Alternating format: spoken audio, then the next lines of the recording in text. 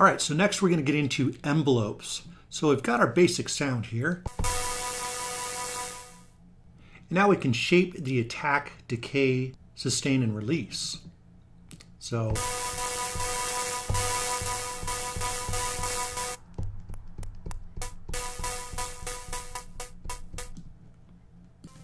essentially just by moving this, or you could choose in here your attack, decay, sustain, and release.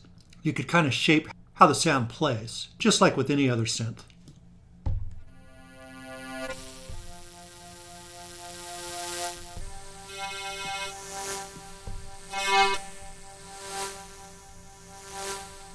Like so. But just to keep things simple, we'll go ahead and use this envelope here. And now what we're going to do is we're going to use a second envelope, and we can assign it to something like the wave position here.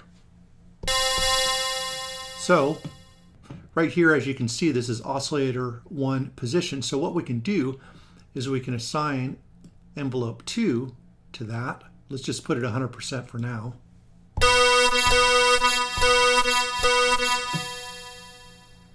So this starts all the way at the top and then kind of moves down as we go.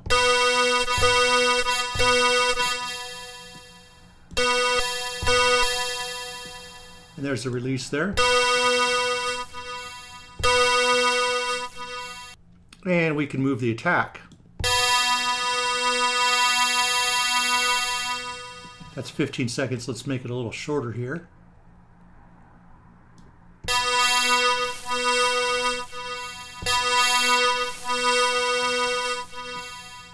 And then we could also set our start point. So if we want to start right from the bottom, we can do that, and this will move just from the bottom to the top.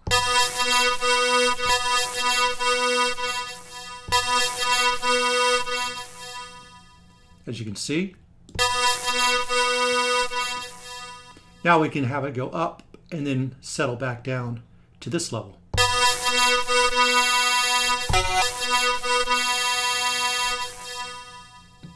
And then float back down. So as you can see, that's one way that an envelope can work.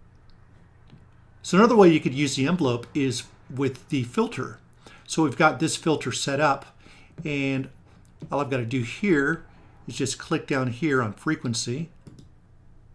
And now we have filter 1 frequency. And then what I'm going to do, I'm just going to set this to 0 here. And we'll put this at 100%. So we get to see. So we'll go minus 100.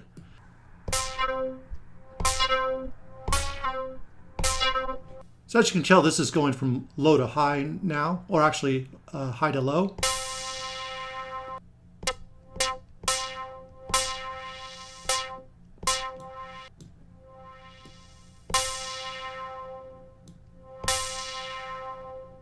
And we'll have to like move the main amp a little further to match up with this here.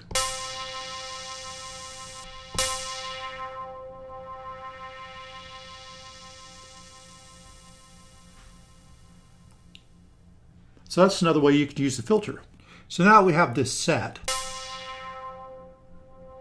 We could set the amount that we want, like we can lower it a little bit so it's less prominent.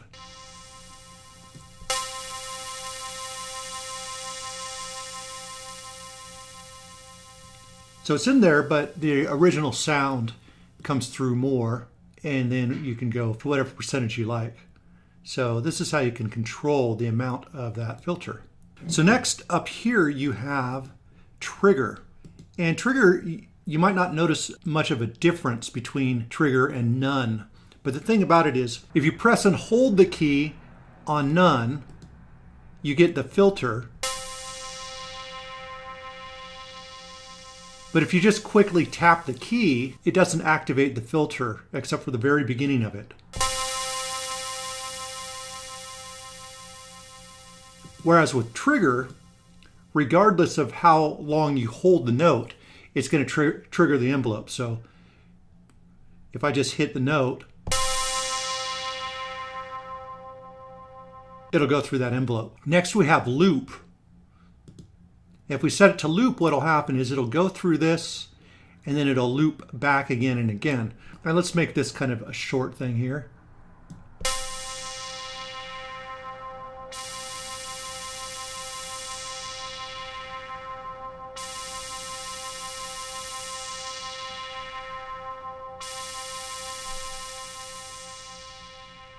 So there you go. That's a couple uses there for envelopes. And obviously envelope 3 works the same as envelope 2, and you could assign each to something different.